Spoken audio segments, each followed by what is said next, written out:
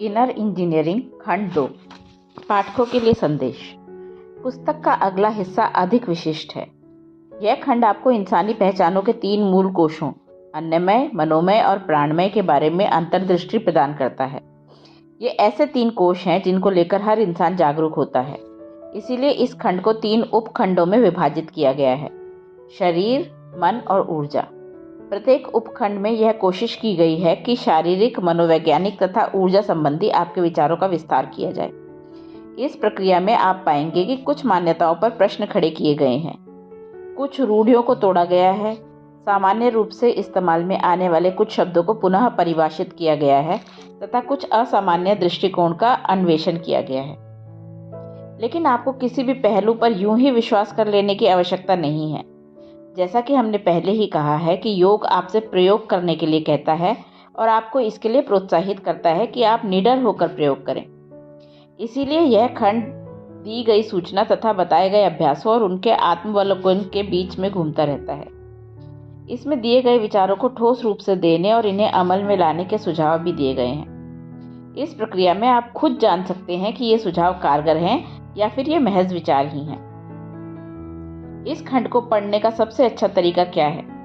इस खंड में साधना के अंतर्गत जो अभ्यास दिए गए हैं, हो सकता है कि आप उनको करने के इच्छुक ना हो। बिल्कुल ठीक है। बहुत से अभ्यास और सुझाव देने के पीछे कारण यह है कि इनमें से आपको जो अच्छा लगे आप उसे करें। जो कदम सुझाए गए हैं उनका उद्देश्य केवल इतना है कि आप इन्हें अपने जीवन की प्रयोगशाला में परख सकें। आप महज एक पाठक न बने रहें, आराम कुर्सी में बैठा एक योगी बनकर न रह जाएं, बल्कि जीवन में खुलकर सक्रिय रूप से भाग लें और इसे पूरी जागरूकता में जिएं। यही इस खंड का उद्देश्य है। यह समय है अपनी बनी बनाई मान्यताओं से बाहर निकलकर उस असाधारण जीवन की खोज करने का जो आप खुद हैं। शरीर एक आला मशीन। किसी व्यक्ति के भौतिक सृजन का सबसे अभिन्न अंग उसका अपना शरीर ही होता है। उसका शरीर ही वह उपहार है जिसका एहसास उसे सबसे पहले होता है। यह सबसे आला मशीन भी है। इस धरती की सभी मशीनें इस मशीन से निकली हैं। जैसा कि पहले बताया गया है, योग विज्ञान में मन या आत्मा जैसी कोई चीज नहीं होती। हर चीज को बस शरीर कहा जाता है और स्थूल से सूक्ष्म तक उसके 5 आयाम होते हैं: भोजन शरीर, मन शरीर, ऊर्जा शरीर, आकाशीय शरीर और आनंद शरीर। इस सोच के पीछे गहरी समझ है। यह हमें भ्रमित मानसिक अवस्थाओं या काल्पनिक सिद्धांतों की उड़ानों में भटक जाने से रोकता है। जब हम भौतिकता के सूक्ष्मतर दायरों में कदम रखते हैं और धीरे धीरे उनसे परे जाते हैं, तब भी यह हमें मजबूती से हकीकत से जोड़े रखता है। भौतिक शरीर का निर्माण इस तरह किया गया है कि यह आपके बिना अधिक भागीदारी के भी काम करता रहता है।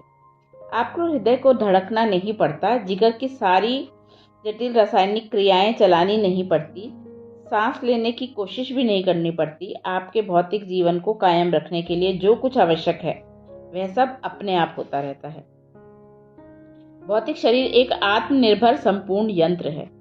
यदि आपको मशीनों से बहुत लगाव है तो आपके लिए इससे अधिक दिलचस्प और कुछ नहीं। इस धरती पर शरीर सबसे जटिल और परिष्कृत यंत्र है। यह उस यांत्रिकी का चरम स्तर है जिसकी आपने शायद ही कभी कल्पना की होगी। यह इलेक्ट्रॉनिक्स का उच्चतम स्तर है जिसके बारे में आपने कभी विचार नहीं किया होगा। यह विद्युत परिपथ का वह सर्वश्रेष्ठ स्तर है जिसके बारे में आपने संभवतः सपने में भी नहीं सोचा होगा। चलिए मान लीजिए कि आपने दोपहर में एक केला खाया। शाम तक वह केला आपका रूप ले लेता है। डार्विन ने आपको बताया था कि एक बंदर को इंसान बनने में लाखों साल लग गए, लेकिन आप कुछ ही घंटों में एक केले या रोटी के टुकड़े को इंसान में बदलने में सक्षम हैं। स्पष्ट है कि सृष्टि का स्रोत खुद ही आपके भीतर कार्य कर रहा है। आपके अंदर एक खास स्तर की बुद्धिमत्ता काम करती है। यह आपकी तर्क शक्ति से भी परे है, जो किसी केले को एक ऐसी वस्तु में बदल देती है जो तकनीकी दृष्टि से उत्कृष्ट है। अगर आप उस रूपांतरण को अचेतन के बजाय सचेतन रूप में प्राप्त कर लेते हैं, यदि आप उस बुद्धिमत्ता का एक छोटा सा अंश भी अपने दैनिक जीवन में ले आते हैं, तो आपका जीवन दुख दर्द से भरा नहीं बल्कि चमत्कारी बन जाता है। प्रसिद्ध भारतीय रहस्यवादी संत बासवन्ना ने शरीर को चलता फिरता मंदिर इसीलिए कहा क्योंकि उन्होंने अपने भीतर सृष्टि के स्रोत को स्पंदित होते हुए अनुभव किया था।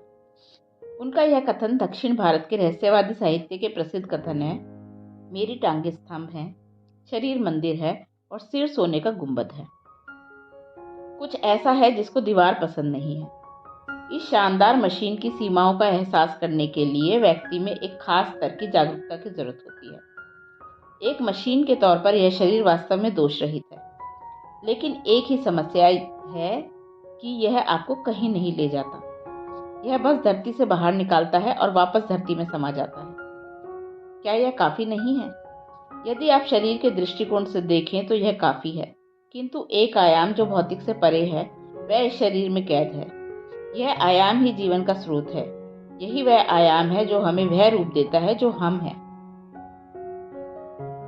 जीवन एक चीज है, लेकिन जीवन का स्रोत दूसरी चीज।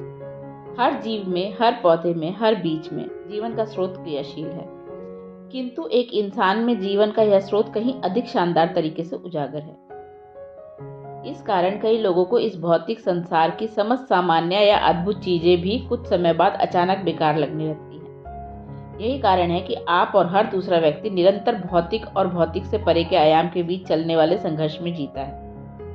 यद्यपि आपके अंदर भौतिक के लिए विवशता होती है, लेकिन आपके अंदर यह चेतना भी है कि आपको केवल भौतिक ही नहीं बने रहना। आपके अंदर दो मौलिक शक्तियां हैं। अधिकतर लोग उन्हें परस्पर विरोधी मानते हैं। उनमें से एक आत्मरक्षा की भावना है। यह आपको अपने चारों ओर एक सुरक्षा दीवार बनाने के लिए विवश करती है, जबकि दूसरी शक्ति आपको लगातार विस्तार करने, सीमाओं से परे जाने के लिए प्रेरित करती है। दोनों लालसाएं, आत्मरक्षा की और विस्तार पाने की, परस्पर विरोधी शक्तियां नहीं हैं, हालांकि वैसी लग सकती हैं। वे आपके जीवन के दो अलग अलग पहलुओं से संबंध रखती हैं। एक शक्ति आपको इस धरती पर जमे रहने में सहायता करती है, जबकि दूसरी आपको परे ले जाती है। आत्मरक्षा को भौतिक शरीर तक ही सीमित रखने की आवश्यकता है। अगर आप में इन दोनों को अलग अलग देखने की आवश्यक जागरूकता है, तब कोई टकराव नहीं होता। लेकिन अगर आप भौतिक को अपनी पहचान बना लेते हैं, तब दोनों मौलिक शक्तियां मिलजुल कर काम करने के बजाय परस्पर तनाव का स्रोत बन जाती हैं। मानवता के भौतिक बनाम आध्यात्मिक के सारे संघर्ष इसी अज्ञानता से पैदा होते हैं। जब आप आध्यात्मिकता कहते हैं तो इसका अर्थ है कि आप भौतिक से परे किसी आयाम के बारे में बात कर रहे हैं। भौतिक की सीमाओं से ऊपर उठने की मनुष्य की इच्छा पूरी तरह से स्वाभाविक है। सीमाओं पर आधारित एक विशिष्ट शरीर से सृष्टि के असीम स्रोत की ओर जाना, यही आध्यात्मिक प्रक्रिया का आधार है। आत्मरक्षा की जो दीवार आप आज बनाते हैं, वही कल आपके लिए आत्मबंधन की दीवार बन जाती है। अपने जीवन में स्वयं की रक्षा के लिए जो सीमाएं आप आज स्थापित करते हैं, वे कल प्रतिबंध जैसी लगने लगेंगी। रॉबर्ट फ्रॉस्ट ने इन पंक्तियों में एक गहन सत्य लिखा, कोई ऐसी चीज है जिसे दीवार पसंद नहीं है। चूंकि आपकी आत्मरक्षा की प्रवृत्ति आपको बताती रहती है, जब तक आप दीवार खड़ी नहीं करते आप सुरक्षित नहीं हैं। इसीलिए अनजाने में आप उन्हें बनाते जाते हैं। बाद में आप उनसे संघर्ष करते हैं। यह एक अंतहीन चक्र है, परंतु सृष्टि आपके लिए इससे भी परे के द्वार खोलने को अनिच्छुक नहीं है। आप सृष्टि की अनिच्छा के साथ संघर्ष नहीं कर रहे, आप उन प्रतिरोध की दीवारों के साथ संघर्ष कर रहे हैं जो अपने अपने चारों ओर बना रखी है। यही कारण है कि यौगिक प्रणाली ईश्वर की बात नहीं करती। यह आत्मा या स्वर्ग के बारे में बात नहीं करती। ऐसी बातें निश्चित ही लोगों में मति भ्रम पैदा करते हैं। योग केवल उन रुकावटों की बात करता है जो आपने स्थापित कर रखी हैं, क्योंकि इसी प्रतिरोध पर ध्यान देने की जरूरत है। आपका ध्यान आकर्षित करने की सृष्टिकर्ता की कोई इच्छा नहीं है। जो बेड़ियां आपको बांधती हैं, जो दीवार आपको रोकती हैं, वे 100% आपकी बनाई हुई होती हैं। और यही चीजें हैं जिन्हें आपको खोलने और गिराने की जरूरत है। आपको अस्तित्व के साथ कुछ नहीं करना, आपको केवल खुद के द्वारा रचे गए अस्तित्व के साथ काम करना है। यदि मुझे किसी उपमा का प्रयोग करना हो तो मैं गुरुत्वाकर्षण और कृपा की तुलना करूंगा।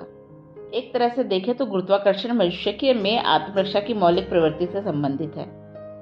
अभी हम गुरुत्वाकर्षण के कारण धरती से जुड़े हुए हैं। केवल गुरुत्वाकर्षण के कारण ही आज हमारे पास शरीर है।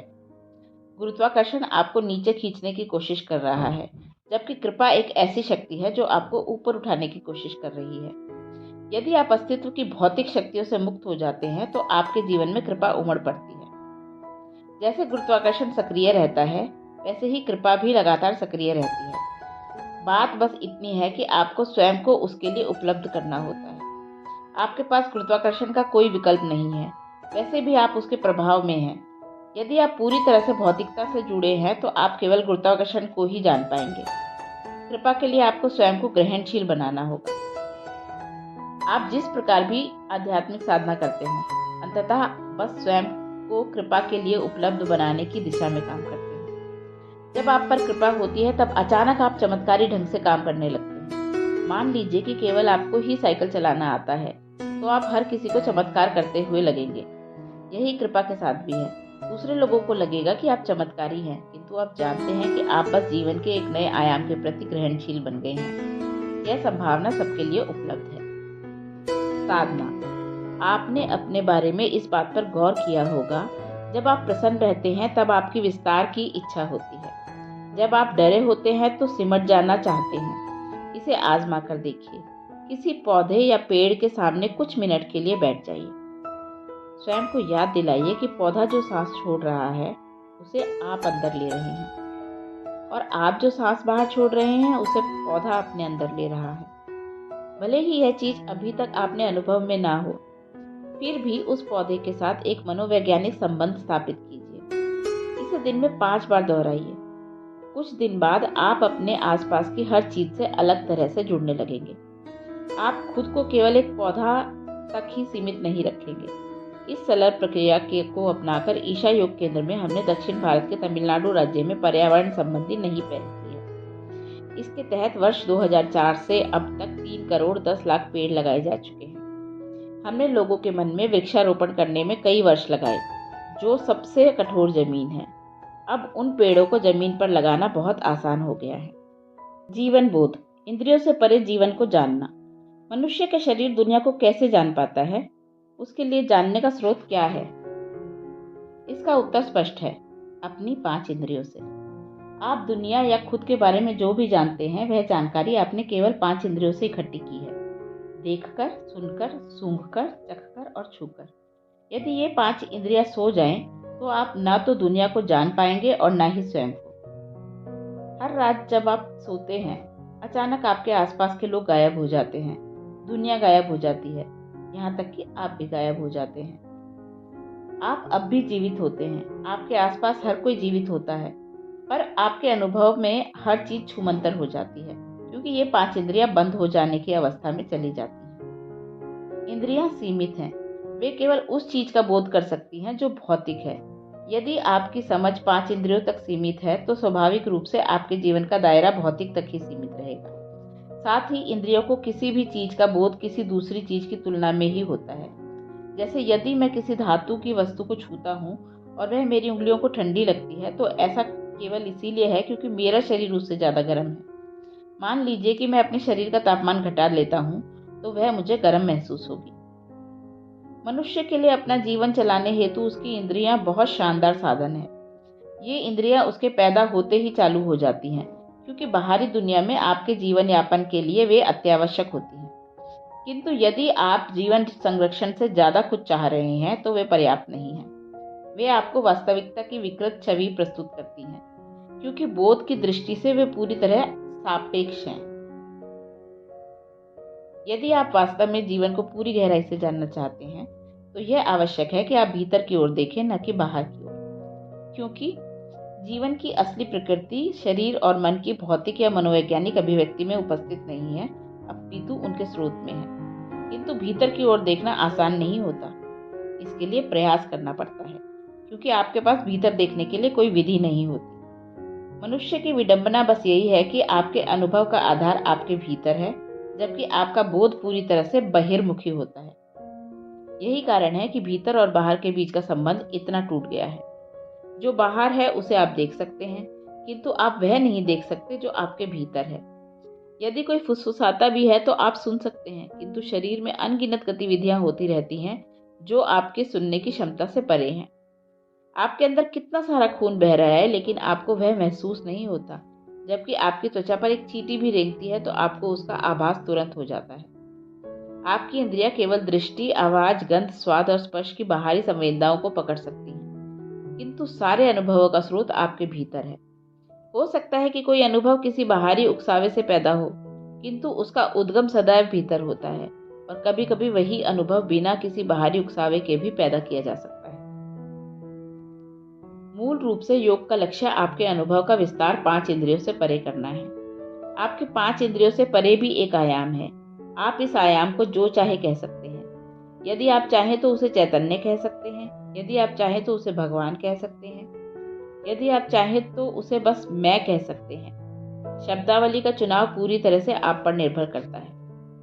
और यदि आप ईश्वर या स्व की खोज में नहीं लगे हैं, तो भी अपने बोध को बढ़ाना खुशहाली के बुनियादी स्तर को सुनिश्चित करने में एक महत्वपूर्ण भूमिका निभा सकता है। आप चाहे जो भी हों, डॉक्टर, पुलिसमैन, इंजीनियर, कलाकार, गृहिणी या विद्यार्थी, मूल रूप से आपके बोध की गुणवत्ता ही तय करती है कि आप कितने सफल और प्रभावी होंगे और इस धरती पर आप कितना काम कर सकते हैं। आपके बोध का उसकी वर्तमान सीमाओं के परे विस्तार होने से अद्भुत परिणाम प्राप्त किए जा सकते हैं, जो आपके जीवन में पूरी तरह से नया और लगभग चमत्कारी आयाम ले आते हैं। अब कुछ सामान्य प्रश्न। क्या अपने बोध के स्तर में वृद्धि बहुत कठिन है? भीतर मुड़ने के लिए क्या मुझे हिमालय की गुफाओं में जाना होगा? बिल्कुल नहीं। ऐसी संभावना किसी पहाड़ की चोटी पर बैठने से पैदा नहीं होती। वह आपके ही भीतर रहती है।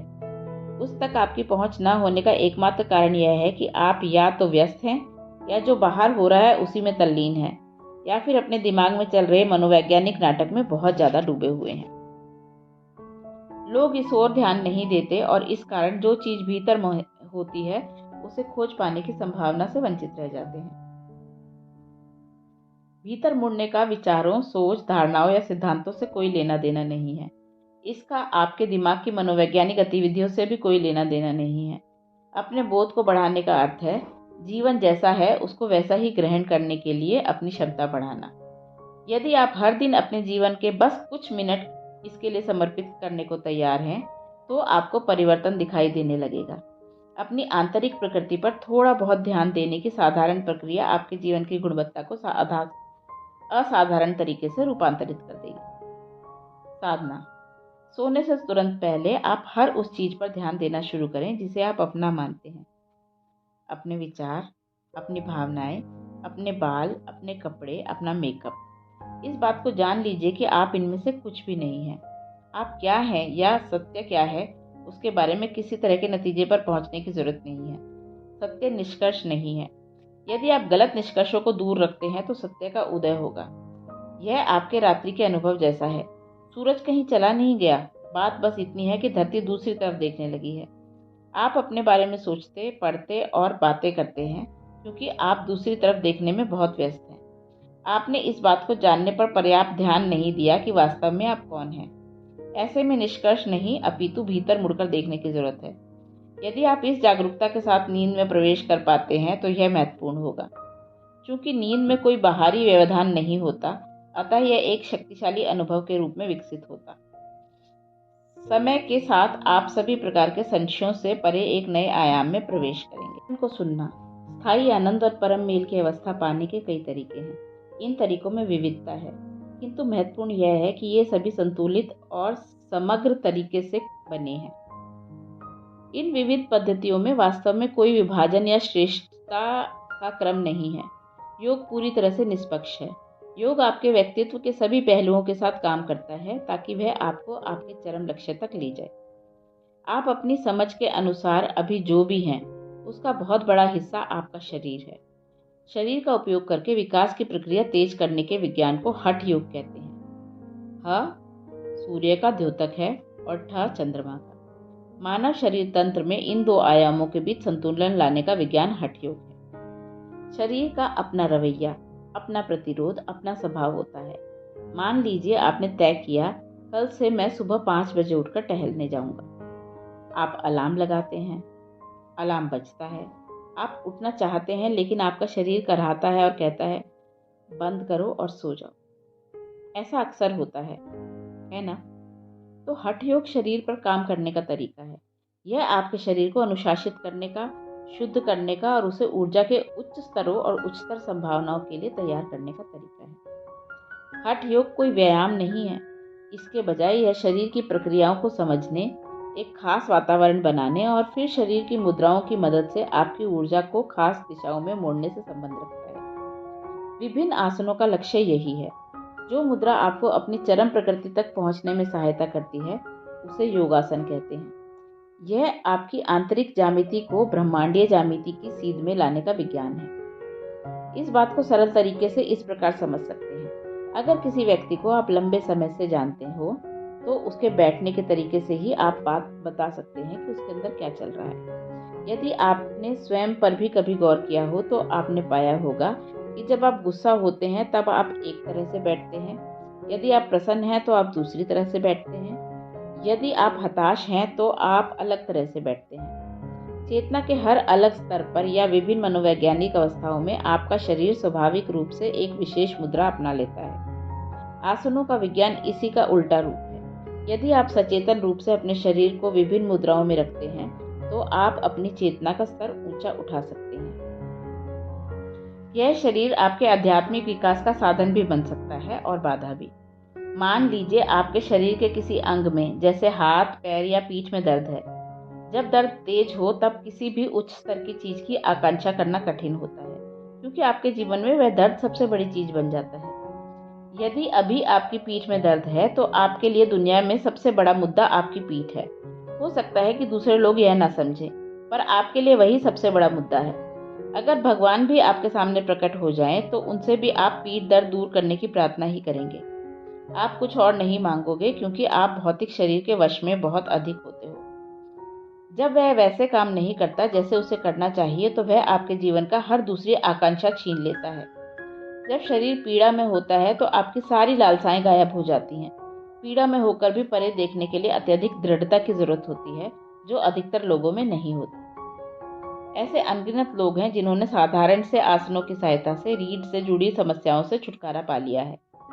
डॉक्टरों ने उनसे कहा था कि उन्हें सर्जरी करानी ही होगी, परंतु वे सर्जरी से पूरी तरह से बच निकले। आपकी पीठ की स्थिति इतनी बेहतर हो सकती है कि आपको फिर कभी किसी अस्थि विशेषज्ञ के पास जाने की जरूरत ना पड़े। न केवल आपकी रीढ़ लचीली हो जाती है, बल्कि आप भी लचीले हो जाते हैं। एक बार आप लचीले हो गए तब आप सुनने को तैयार हो जाते हैं। यह किसी की वार्ता सुनने के बारे में नहीं है, आप जीवन को सुनने के लिए तैयार हो जाते हैं। सुनना सीख लेना ही समझदार जीवन का सार है। थोड़ी मात्रा में प्रयास करना और समय लगाना महत्वपूर्ण हो जाता है। एक पीड़ादायक शरीर रुकावट बन सकता है और ऐसे ही शरीर की विवशताएं भी बाधा बन सकती हैं। साधारण सी विवशताएं, चाहे वह भूख हो या वासना, आपको इतनी गहराई से वश में कर सकती है कि वे आपको भौतिक से परे देखने को नहीं देंगी। यह भूल जाना आसान है कि भौतिक शरीर आपका बस एक हिस्सा भर है, पर यह महत्वपूर्ण है कि यह पूरा का पूरा आप न बने। आसन भौतिक शरीर को उसके स्वाभाविक स्थान पर लाने में सहायता करता है। ध्यान के गहरे आयामों में प्रवेश करने के लिए आपकी ऊर्जाएं ऊपर की ओर उठेंगी और अनुभव के ज्यादा गहन आयाम खोलेंगी। इसीलिए यह बहुत महत्वपूर्ण हो जाता है कि शरीर का ऊर्जा संचार तंत्र अनुकूल हो। यदि वह अवरुद्ध है तो काम नहीं करेगा, और इसलिए ध्यान की अधिक गहन अवस्थाओं में जाने से पहले ही शरीर को उसके लिए तैयार करना बहुत आवश्यक है। हठ योग यह सुनिश्चित करता है कि शरीर ऊर्जा के उफान को बिना किसी कठिनाई के सहजता से संभाल ले। अनेक लोगों के लिए आध्यात्मिक विकास बहुत कष्टदायक बन जाता है, क्योंकि आवश्यक तैयारी नहीं की गई होती। दुर्भाग्य से अधिकतर लोग स्वयं को पूरी तरह से बाहरी परिस्थितियों द्वारा संचालित होने देते हैं। दुनिया में यह आम बात हो गई है कि विकास केवल कष्टदायक तरीके से होता है। यह प्रसन्नतापूर्वक भी हो सकता है, किंतु उसके लिए शरीर और मन दोनों को तैयार किए जाने की जरूरत है। आसन एक मजबूत और स्थिर बुनियाद देकर आपको विकास और रूपांतरण के लिए तैयार कर सकते हैं। आज जिस हठ योग को लोग सीख रहे हैं वह पूरी गहराई और विस्तार वाले अपने प्राचीन रूप में नहीं है। आजकल आप जिस स्टूडियो योग को देखते हैं वह दुर्भाग्य से हठ योग का केवल शारीरिक पहलू है। योग के केवल शारीरिक पहलू की शिक्षा देना वैसा ही है जैसे मृत शिशु का जन्म हुआ। वह न केवल बेअसर होता है बल्कि एक त्रासदी जैसा होता है। यदि आप एक जीवंत प्रक्रिया चाहते हैं तो उसे इस तरह से संचारित करने की आवश्यकता है जो योग के दूसरे आयाम भी शामिल करे। हठ योग का अर्थ सिर के बल खड़ा होना या सांस रोकना नहीं है। एक समय था जब मैं भी हठ योग को 2 दिन के कार्यक्रम के रूप में सिखाया करता था। लोग इन कार्यक्रमों की तीव्रता से अभिभूत हो जाते थे। केवल आसनों के अभ्यास से ही उनके परमानंद के आंसू निकल आते थे। अब ऐसा अक्सर क्यों नहीं होता? केवल इसीलिए क्योंकि हठ योग को अब एक अंतिम अभ्यास की तरह प्रदान किया जा रहा है, न कि उस संभावना की तैयारी की विधि के रूप में। इसके फलस्वरूप दुनिया में आज हठ योग कुछ ही लोगों को शांति प्रदान करता है और दूसरों को केवल स्वास्थ्य लाभ मिलता है। बहुत से लोगों के लिए दुर्भाग्य से यह एक कष्टदायक सर्कस होता है। यह उनके लिए तो ठीक है जो केवल शांति और स्वास्थ्य की आकांक्षा रखते हैं, परंतु योग को यदि आप स्वयं को 5 इंद्रियों से परे एक ग्रहणशील संभावना में रूपांतरित करने के साधन के रूप में देख रहे हैं, तो हठ योग का इसके प्राचीन रूप में प्रदान करने की आवश्यकता है। साधना। अपने आसपास ध्यान दीजिए। अपने परिवार में, सहकर्मियों में और दोस्तों के बीच क्या आप महसूस कर सकते हैं कि हर किसी के बोध का स्तर अलग होता है? इस पर बारीकी से गौर कीजिए। यदि आप कुछ ऐसे लोगों को जानते हैं जिनके पास दूसरों से बेहतर स्पष्टता और बोध क्षमता है, तो उनके हाव भाव पर ध्यान दीजिए कि वे शरीर को कैसे संचालित करते हैं। उनके पास बिना किसी अभ्यास के एक खास ठहराव होता है, परंतु बस थोड़े से अभ्यास से ही बहुत अंतर पड़ सकता है। यदि आप दिन भर में बस कुछ घंटों के लिए अपनी रीढ़ सीधी रखकर बैठते हैं, तो आप देखेंगे कि यह आपके जीवन पर अचूक प्रभाव डालेगा। आपको अब समझ में आने लगेगा कि आपके अस्तित्व की ज्यामिति से क्या आशय है। आप जिस तरह से अपने शरीर को रखते हैं, वही आपके बारे में लगभग हर चीज तय करता है। जीवन को सुनने का एक दूसरा तरीका यह है कि जीवन पर बौद्धिक या भावनात्मक रूप से नहीं, अनुभव के स्तर पर ध्यान दिया जाए। अपनी किसी एक चीज को चुन लीजिए। अपनी सांस, हृदय गति, अपनी नब्ज, अपनी छोटी उंगली। एक बार में 11 मिनट तक उस पर ध्यान दीजिए।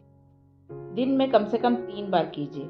अपने ध्यान को किसी भी संवेदना पर केंद्रित कीजिए, किंतु आप जो कुछ भी कर रहे हैं उसे करते रहिए। यदि आपका ध्यान बढ़ जाता है तो कोई बात नहीं, बस आप ध्यान पर फिर से उसी तरह केंद्रित कीजिए। यह अभ्यास आपको सतर्कता से जागरूकता की ओर ले जाएगा। आप पाएंगे कि आपके जीवन के अनुभव की गुणवत्ता बदलनी शुरू हो जाएगी। ब्रह्मांड को डाउनलोड करना। भारत में कुछ साल पहले तक हर बार आंधी के बाद आपको छत पर जाकर अपने टीवी के एंटेना को घुमाकर सही दिशा में करना पड़ता था। उसकी सही दिशा होने पर ही आपके घर में सारी दुनिया के कार्यक्रम दिखाई पड़ते थे। अन्यथा जब आप अपनी पसंद का सीरियल या क्रिकेट मैच देख रहे होते थे, तो अचानक आपके टीवी स्क्रीन पर बर्फ का तूफान दिखने लगता था। यह शरीर भी उस एंटेना जैसा है। अगर आप इसे सही स्थिति में रखते हैं, तो यह अस्तित्व में मौजूद हर चीज के लिए ग्रहणशील बन जाता है। यदि आपने इसे किसी और तरह से रखा, तो आप 5 इंद्रियों से परे हर चीज से पूरी तरह से अनजान रहेंगे। यहाँ एक और उपमा दी जा सकती है। आपका शरीर एक बैरोमीटर जैसा है। यदि आपने इसे पढ़ना जान लिया, तो यह आपके और आपके आसपास की दुनिया के बारे में सब कुछ आपको बता सकता है। शरीर कभी झूठ नहीं बोलता। तो योग में हम शरीर पर भरोसा करना सीखते हैं। हम भौतिक शरीर को हार्ड, मांस, खून और हार्मोन्स की एक अनेक विवशताओं से एक सचेतन प्रक्रिया में रूपांतरित करते हैं। तब यह बोध और ज्ञान का एक शक्तिशाली यंत्र बन जाता है। अगर आप शरीर को पढ़ना जानते हैं, तो यह आपको आपकी क्षमताएं, आपकी सीमाएं, यहाँ तक कि आपका भूत, वर्तमान और भविष्य भी बता सकता है। इसीलिए बुनियादी योग की शुरुआत शरीर से होती है। यह इतनी सीधी बात है। आप अपने फोन या किसी दूसरे यंत्र के बारे में जितना ज्यादा जानते हैं, आप उसे उतनी ही अच्छी तरह से इस्तेमाल कर सकते हैं। कुछ साल पहले सेलफोन कंपनियों ने एक सर्वे किया था। उन्हें पता चला कि 97% लोग फोन की क्षमताओं का केवल 7% इस्तेमाल कर रहे हैं। मैं स्मार्टफोन की बात नहीं कर रहा, बल्कि एकदम साधारण फोन की क्षमता के भी लोग केवल 7% इस्तेमाल करते हैं। जैसा कि हमने पहला कहा, आपका यह शरीर सर्वश्रेष्ठ मशीन, एक परिपूर्ण अत्याधुनिक यंत्र है। आपको क्या लगता है कि आप इस यंत्र का इस्तेमाल कितने फीसदी कर रहे हैं? 1% से भी काफी कम। इस भौतिक दुनिया में अपना जीवन चलाने के लिए, स्वयं को जीवित रखने के लिए आपको इस शरीर के 1% इस्तेमाल की भी जरूरत नहीं होती। हम इससे हर तरह की मामूली चीजें कर रहे हैं, क्योंकि जीवन का हमारा पूरा बोध अभी केवल अस्तित्व के भौतिक स्वरूप तक ही सीमित है। लेकिन आपका शरीर पूरे ब्रह्मांड को जानने की क्षमता रखता है। अगर आप इसे सही तरीके से तैयार करते हैं, तो यह इस अस्तित्व में हर चीज को समझ सकता है, क्योंकि सृष्टि में जो कुछ होता है वह एक तरह से इस शरीर में भी हो रहा होता है। पूरी भौतिक सृष्टि मूल रूप से ज्यामिति की एक आदर्श स्थिति है। बिना ज्यामिति के कोई भौतिक रूप संभव नहीं है। यदि हम मानव शरीर की ज्यामिति ठीक कर लेते हैं, तो यह ब्रह्मांड के विशाल ज्यामिति को अपने भीतर उतारने योग्य बन जाता है। तब ब्रह्मांड हमारे अनुभव के लिए उपलब्ध होता है।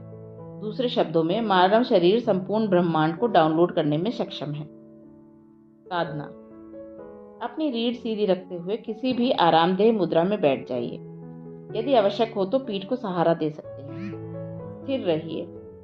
अपने ध्यान को भी धीरे धीरे स्थिर होने दीजिए। आप गौर करेंगे कि आपकी सांस धीमी हो जाएगी। मनुष्य की सांस धीरे धीरे चलने का क्या महत्व है? क्या यह बस कोई श्वास या योग से जुड़ा कर्तव्य है? नहीं, ऐसा नहीं है। एक मनुष्य 1 मिनट में सामान्यतः 12 से 15 बार सांस लेता है। यदि आपकी सांस 12 पर स्थिर हो जाती है तो आप धरती के वायुमंडल की गतिविधियों को जानने लगेंगे, यानी आप पर्यावरण के बदलावों के प्रति संवेदनशील बन जाएंगे। यदि यह घटकर 9 हो जाती है तो धरती के दूसरे प्राणियों की भाषा जान जाएंगे। यदि यह घटकर 6 हो जाती है तो आप धरती की भाषा यानी उसकी गतिविधियों को जान जाएंगे। यदि यह घटकर 3 हो जाती है तो आप इस सृष्टि के स्रोत की भाषा समझने लगेंगे। संसार की दर कम करने का मतलब ना तो आपकी श्वसन क्षमता को बढ़ाना है और ना ही जबरन कम सांस लेना है। हठ योग और क्रिया से, जो एक उन्नत योग अभ्यास है, धीरे धीरे आपके फेफड़ों की क्षमता बढ़ेगी, लेकिन सबसे बढ़कर यह आपको अपनी ज्यामिति को सीध में लाने और एक विशेष सहजता प्राप्त करने में मदद करेगी। इससे आपके सिस्टम में एक स्थिरता आती है जहाँ कोई जड़ता नहीं होती, कोई हलचल नहीं होती, उसे बस हर चीज का बोध हो जाता है। निष्क्रियता की तीव्रता। तार्किक दृष्टि से एक ऐसे व्यक्ति को जिसने कभी किसी चीज में प्रयास नहीं किया, निष्क्रियता में दक्ष होना चाहिए, लेकिन ऐसा नहीं है। अगर आप निष्क्रियता को जानना चाहते हैं तो आपको क्रिया को भी जानना होगा। आप जब क्रिया के चरम पर पहुंच जाते हैं तब आप निष्क्रिय हो जाते हैं। जो व्यक्ति जानता है कि मेहनत करना क्या होता है, केवल वही आराम को समझता है। जो सदा आराम करते रहते हैं वे आराम का अर्थ नहीं जानते, वे केवल आलस्य सुस्ती में डूबे रहते हैं। जीवन का यही तरीका है। रूसी बैले डांसर निंजिस्की के लिए उसका पूरा जीवन ही नृत्य था। उसके जीवन में ऐसे पल भी आते थे जब वह इतनी ऊंचाई तक उछल जाता था जो किसी भी मनुष्य के लिए असंभव लगती थी। चाहे किसी की मांसपेशियां प्रदर्शन के समय चरम पर ही क्यों ना हो, फिर भी उछलने की ऊंचाई की एक सीमा होती है, लेकिन कई बार वह उस सीमा को भी पार कर जाता था। लोग उससे अक्सर पूछते थे, आप ऐसा कैसे कर लेते हैं? उसका जवाब होता था, मैं किसी भी तरीके से ऐसा नहीं कर सकता। यह तभी संभव होता है जब वहां निंजिस्की नहीं होता। जब कोई व्यक्ति लगातार अपनी क्षमता का 100% इस्तेमाल करना चाहता है, तब एक समय ऐसा आता है जब वह सारी सीमाओं को पार करके संपूर्ण निष्क्रियता तक पहुंच जाता है। निष्क्रियता का मतलब ढीले पड़े रहना नहीं है, इसका मतलब है शारीरिक कार्य की आवश्यकता से परे चले जाना। जब आप अपनी पूरी शक्ति लगाकर अपने चरम प्रयास को कायम रखते हैं, केवल तभी आप निष्क्रियता तक पहुंचते हैं। आजकल कुछ लोग हैं जो घोषणा करते हैं कि वे जैन आध्यात्मिक मार्ग को चुनना पसंद करेंगे क्योंकि उन्हें लगता है कि उसमें कुछ नहीं करना होता। वास्तव में जैन में असाधारण गतिविधियां करनी होती हैं क्योंकि वह किसी भी तरह से जीवन से अलग नहीं है। उदाहरण के लिए, एक जैन भिक्षु को जैन बगीचे में बस कंकड़ व्यवस्थित करने में ही कई सप्ताह लग सकते हैं। इन गतिविधियों को करने के दौरान आप एक अकर्म की अवस्था में आ जाते हैं जहां आप कर्ता होने के अनुभव से परे चले जाते हैं। यही वह अवस्था है जिसमें आपको परे होने का स्वाद मिलता है। यदि आप तीव्र गतिविधियों के माध्यम से ऐसी अवस्था प्राप्त करते हैं जैसा निंजिस्की और कई दूसरों ने किया था, तो वे पल सदैव चमत्कारी पलों की तरह याद रहेंगे। पर यदि आप उस अवस्था में निष्क्रियता की तीव्रता के कारण पहुंचते हैं, तब वह एक यौगिक मुद्रा होती है और इस अवस्था को लंबे समय तक कायम रखा जा सकता है। ध्यान का सार ही यह है कि आप स्वयं को तीव्रता के चरम तक ले जाते हैं, जहां कुछ समय बाद कोई क्रिया नहीं रह जाती। अब ध्यान कोई कार्य नहीं होगा, बल्कि उस हासिल की गई तीव्रता का स्वाभाविक परिणाम होगा। आप उस अवस्था में यूं ही बने रह सकते हैं। होने की इन पूर्णतः विवशता मुक्त अवस्थाओं में ही किसी व्यक्ति के लिए ब्रह्मांडीय संभावना में खिलने के लिए आवश्यक वातावरण तैयार होता है। एक समाज और व्यक्ति के तौर पर यदि हम इस प्रकार खिलने के वातावरण को बनाए बिना ही प्रत्येक पल को यूं ही चले जाने देते हैं, तो हम एक असाधारण संभावना को गंवा देते हैं। स्वर्ग और उसके सुखों के बारे में इतनी अधिक बचकानी बातें केवल इसीलिए की जाती हैं क्योंकि मनुष्य होने की विशालता की संभावनाएं तलाशी नहीं गई। यदि आपकी मानवता उमड़ जाए तो देवत्व अनुसरण करेगा और आपकी सेवा करेगा। उसके पास कोई दूसरा विकल्प ही नहीं है। शरीर धरती का एक छोटा रूप। योग के अनुसार आपके भौतिक शरीर को अन्नमय कोश यानी भोजन शरीर कहते हैं। यह बस उस पोषण का ढेर है जो आप पचाते हैं। आप जो भोजन खाते हैं वह बस धरती ही तो है। आप इस धरती की छोटी सी लहराती फसल हैं जो इधर उधर इतराती घूमती है और स्वतंत्र इकाई होने का दावा करती है। इस धरती पर जो भी होता है वह आपके साथ भी होता है, किन्हीं सूक्ष्म तरीकों से और कभी कभी स्थूल तरीके से भी। यह धरती बस उस बड़े पिंड का हिस्सा है जिसे हम सौरमंडल कहते हैं। सौरमंडल में जो होता है वह इस धरती को प्रभावित करता है। यह सौरमंडल उस विशाल पिंड का हिस्सा है जिसे ब्रह्मांड कहते हैं। हो सकता है कि यह अभी आपके बोध में ना हो, किंतु चूंकि आपका भौतिक शरीर इस धरती का बस एक टुकड़ा है, इसीलिए ब्रह्मांड के किसी भी हिस्से में जो कुछ भी हो रहा है वह किसी तरीके से आपके साथ भी हो रहा है। यह अविश्वसनीय लगेगा, पर यदि आप अपने शरीर को एक खास तरीके से रखें तो आप धरती पर और ब्रह्मांड में होने वाले बदलावों के प्रति जागरूक हो जाएंगे। एक बार आप इसके प्रति संवेदनशील हो जाते हैं तो आपका पूरा शरीर अपने आसपास होने वाली हर चीज को अनुभव करने लगेगा। यदि आप धरती के तौर तरीकों पर गौर करने में पर्याप्त समय लगाएं तो यह संवेदनशीलता नाटकीय ढंग से बढ़ जाएगी। मैं कुछ वर्षों तक एक फार्म में रहा था। वहां पास के गांव में एक व्यक्ति था जो ठीक से सुन नहीं पाता था। उसका नाम चिक्केगौड़ा था। क्योंकि वह ना के बराबर सुन पाता था, वह लोगों की बातों का जवाब नहीं दे पाता था। ऐसे में गांव वाले उसे मूर्ख समझते थे और उसे अनदेखा करते और उसका मजाक उड़ाते थे। मैंने उसे अपने फार्म पर नौकरी दे दी। वह एक अच्छा साथी था, क्योंकि मेरी बात करने की में रुचि नहीं थी और वह सुन नहीं पाता था तो बात भी नहीं करता था, तो कोई समस्या नहीं थी। वह ट्रैक्टर के जमाने से पहले की बात थी, तब बैलों से खेत जोते जाते थे। एक दिन अचानक सुबह 4 बजे मैंने उसे खेत जोतने की तैयारी करते देखा। मैंने उससे पूछा, क्या कर रहे हो? उसने कहा, स्वामी मैं जुताई के लिए तैयारी कर रहा हूँ। मैंने कहा, तुम जुताई कैसे करोगे? बारिश तो हो नहीं रही। उसने कहा, आज बारिश होगी। मैंने ऊपर की तरफ देखा, आसमान साफ था। मैंने कहा, क्या बकवास है, कहाँ है बारिश? उसने कहा, नहीं स्वामी, आज बारिश होगी। और उस दिन बारिश हुई। फिर मैं कई रात और कई दिन तक बैठा सोचता रहा। उस व्यक्ति ने जो महसूस किया वह मैं क्यों नहीं महसूस कर सका। मैं हाथ को अलग अलग दिशा में घुमाकर नमी और तापमान का अंदाजा लेने की कोशिश करने लगा। आसमान को पढ़ने का प्रयास करने लगा। मैंने मौसम संबंधी हर तरह की किताबें पढ़ी, लेकिन मेरी समझ में कुछ नहीं आया। और फिर अपने ही शरीर पर और मेरे आसपास जो कुछ था उस पर बारीकी से गौर किया। फिर मुझे सबसे बुनियादी गलती समझ में आई, जो हम में से अधिकतर लोग करते हैं। जिन तत्वों से हमारे शरीर का निर्माण हुआ है, जैसे धरती, जल, वायु और भोजन, हम इन्हें जीवन की प्रक्रिया का अभिन्न अंग मानने की बजाय वस्तुओं के रूप में देखते हैं। लगभग 18 महीने के प्रयास के बाद यह बात मेरी समझ में आई। और अब यदि मैं कहता हूँ कि बारिश होने वाली है तो सच निकलने की संभावना 95% होती है। यह कोई ज्योतिष या जादू नहीं है, बल्कि यह अनुमान मानव प्रणाली के, धरती के, उस हवा के जिसे आप सांसों में भरते हैं और उस सबके जो आपके आसपास है, गहराई से किए गए सूक्ष्म अवलोकन के आधार पर संभव होता है। अगर आज बारिश होने वाली है तो आपके शरीर में जरूर कुछ बदलाव होंगे।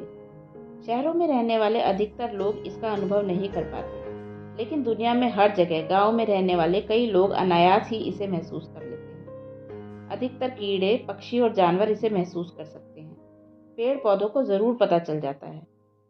सौरमंडल के इन छोटे बदलावों को पहचानकर प्राचीन लोगों ने उनका इस्तेमाल केवल अपनी खुशहाली के लिए ही नहीं किया, बल्कि आध्यात्मिक विकास के लिए भी किया। धरती पर चुंबकीय भूमध्य रेखा भारत से होकर गुजरती है। कुछ हजार वर्ष पूर्व योगियों ने चुंबकीय भूमध्य रेखा का ठीक ठीक पता लगाया और अति विशिष्ट कारणों से उस क्षेत्र में कई मंदिरों का निर्माण किया। उनमें से सबसे प्रसिद्ध दक्षिण भारतीय मंदिर चिदम्बरम में है, जिसे चरम आध्यात्मिक एकत्व चाहने वाले लोगों के लिए बनाया गया था। जब इसका निर्माण हुआ था तब यह चुंबकीय भूमध्य रेखा पर था, जो अब थोड़ा खिसक गई है। जब धरती एक विशेष स्थिति में आती है तब अनेक आध्यात्मिक साधक सदियों से चिदम्बरम में इकट्ठे होते रहते हैं। इस मंदिर में एक पवित्र स्थल को पतंजलि ने प्रतिष्ठित किया है, जिसे शून्य कहा गया है। इसका शाब्दिक अर्थ है खालीपन या कुछ नहीं। यह केवल एक प्रतीक नहीं है। चुंबकीय भूमध्य रेखा पर उत्तर या दक्षिण की ओर कोई आकर्षण नहीं होता। यहाँ पर चुंबकीय बल शून्य है और यह आध्यात्मिक साधन के जीवन में एक विशेष संतुलन और संभाव लाने में सहायता करता है। यदि संभाव व्यक्ति को भौतिक दुनिया की सीमाओं से मुक्त करने की शक्तिशाली साधन हो सकता है। इस कारण यह क्षेत्र साधकों के लिए एक आदर्श भौगोलिक स्थान बन गया है। ध्यान देने योग्य बात यह है कि चुंबकीय भूमध्य रेखा भौगोलिक भूमध्य रेखा से अलग होती है। चिदम्बरम के बारे में एक और महत्वपूर्ण बात यह है कि यह 11 डिग्री अक्षांश पर स्थित है। इसे जब बनाया गया था तब चुंबकीय भूमध्य रेखा इस स्थान पर इस अक्षांश से गुजरती थी। यह एक दुर्लभ और महत्वपूर्ण घटना थी। इस स्थान का महत्व क्या है? इस अक्षांश पर धरती का झुकाव अपकेंद्री बल को लगभग सीधा लंबवत दिशा में ठेल देता है। इस कारण से मानव शरीर में ऊर्जा को ऊपर उठाने की ओर उठने में सहायता मिलती है। इसका मतलब है कि मनुष्य की ऊर्जा ऊपर उठने में, जो कि आध्यात्मिक यात्रा का लक्ष्य है, वास्तव में प्रकृति सहायता कर रही है। चूंकि यह बात साधकों के लिए बहुत प्रोत्साहन देने वाली थी, इसीलिए पूरे क्षेत्र को पवित्र माना गया। दक्षिण भारत में ईशा योग केंद्र का ठीक 11 डिग्री अक्षांश पर स्थित होना भी कोई संयोग नहीं है। जिस प्रकार की आध्यात्मिक प्रणाली ऊपर बताई गई है, वह मनुष्य के आध्यात्मिक प्रयासों का सहारा देने के लिए एक प्राकृतिक घटना का इस्तेमाल करती है।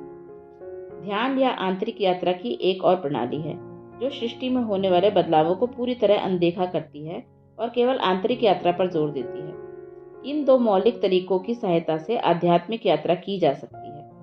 आप या तो प्रकृति द्वारा प्रदान की गई सहायता को लेकर धीरे धीरे चरण दर चरण आगे बढ़ सकते हैं, या फिर सारे चरणों को अनदेखा कर एक आंतरिक उछाल लगा सकते हैं। पहली प्रक्रिया में सहभागिता अनिवार्य है, जबकि दूसरी प्रक्रिया में जीवन की बाहरी स्थितियों से खुद को अलग कर लेना आवश्यक है। प्रत्येक मनुष्य अपने स्वभाव के अनुसार मार्ग चुनने को स्वतंत्र है। हम जिस युग में जी रहे हैं उसमें दोनों के बीच संतुलन रखना उत्तम होगा। साधना। धरती के संपर्क में आते ही शरीर उसके प्रति प्रतिक्रिया करता है। यही कारण है कि भारत में आध्यात्मिक लोग नंगे पैर चलते थे और सदैव धरती पर इस मुद्रा में बैठते थे, जिससे धरती के साथ उनका सर्वाधिक संपर्क कायम रहे। इस प्रकार शरीर को अनुभव के स्तर पर याद दिलाया जाता है कि वह धरती का ही एक अंश है। शरीर को यह कभी भूलने नहीं दिया जाता कि उसका स्रोत क्या है।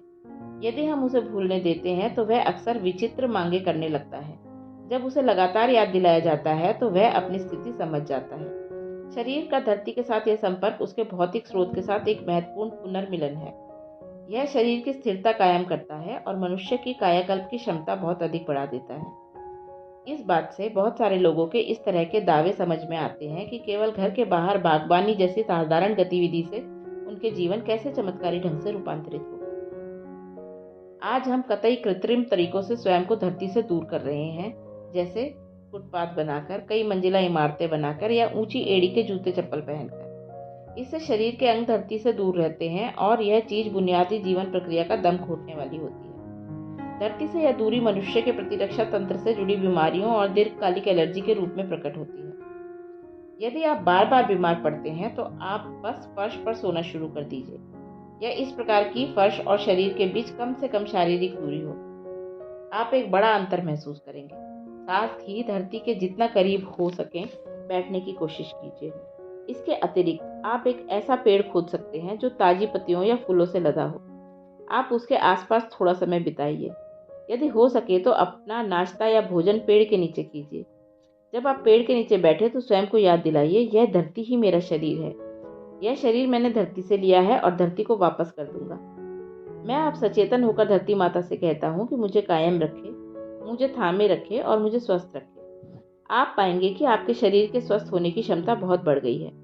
और यदि आपने अपने सारे पेड़ों का फर्नीचर बना डाला है तो थोड़ी ताजी मिट्टी इकट्ठी कीजिए और अपने हाथों और पैरों को उससे ढककर रखिए। इस तरह 20 से 30 मिनट तक रखिए। इससे आपको शीघ्रता से स्वास्थ्य लाभ करने में सहायता मिलेगी। सूर्य के साथ तालमेल। कई लोग जो योग का अभ्यास करते हैं या इसके बारे में थोड़ा जानते हैं, उनके लिए सूर्य नमस्कार मुद्राओं का एक परिचित क्रम है। लोग सामान्य रूप से सूर्य नमस्कार को एक व्यायाम समझते हैं। दूसरे लोगों को इससे एक तरह की सूर्य की पूजा का शक होता है। यह इन दोनों में से कुछ भी नहीं है। हाँ, यह निश्चय ही आपकी रीढ़ और मांसपेशियों को मजबूती और उससे अधिक कुछ और भी देता है, किंतु इसका उद्देश्य यह नहीं है। तो फिर जिसे अक्सर सूर्य नमस्कार करने की तरह देखा जाता है, उसका महत्व क्या है? पहली बात तो यह कि यह नमस्कार बिल्कुल भी नहीं है। इसका शाब्दिक अर्थ है अपने भीतर सूर्य की ऊर्जाओं को व्यवस्थित करना। यह इस आसान तर्क पर आधारित है कि धरती पर सारा जीवन सौर ऊर्जा द्वारा संचालित है।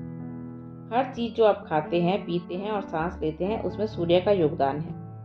अगर आप सूर्य को अच्छी तरह पचाना, अपने अंदर समा लेना और अपने शरीर तंत्र का हिस्सा बनाना सीख लेते हैं, तभी आपको इस प्रक्रिया का सचमुच लाभ मिलता है।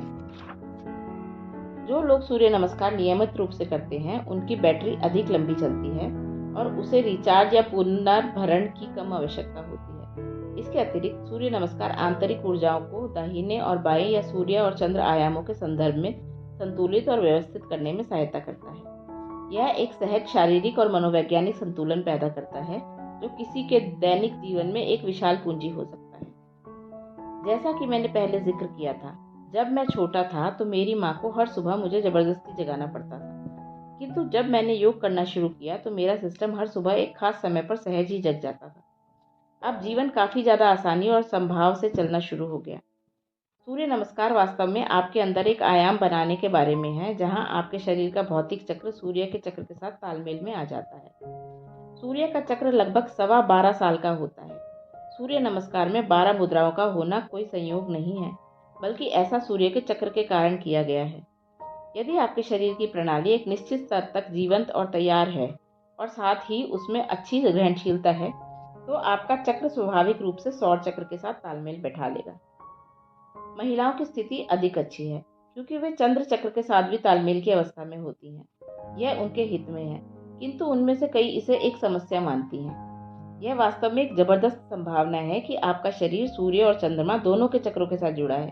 प्रकृति ने महिलाओं को यह लाभ इस कारण दिया है क्योंकि उन पर मनुष्य जाति को आगे बढ़ाने की जिम्मेदारी है, तो उन्हें यह अतिरिक्त विशेषाधिकार दिया गया जिसे दुर्भाग्य से सामाजिक तौर पर एक नुकसान मान लिया गया है। लोग उस समय पैदा होने वाली अतिरिक्त ऊर्जा को संभालना नहीं जानते और इसीलिए इसे अभिशाप की तरह लेते हैं और यहाँ तक कि पागलपन भी मानते हैं। उच्चतर संभावनाओं के लिए भौतिक शरीर एक शानदार सोपान है, लेकिन अधिकतर लोगों के लिए यह मार्ग की रुकावट की तरह काम करता है। शरीर की विवशताएं उन्हें आगे नहीं बढ़ने देती। सूर्य नमस्कार के अभ्यास से शारीरिक संतुलन और ग्रहणशीलता कायम रहती है और यह शरीर को उसकी पराकाष्ठा तक ले जाने का तरीका है ताकि वह कोई बाधा न बने। 28 दिनों के मासिक चक्र जो सबसे छोटा चक्र होता है और 12 वर्ष के सौर चक्र के बीच कई दूसरी तरह के चक्र भी होते हैं।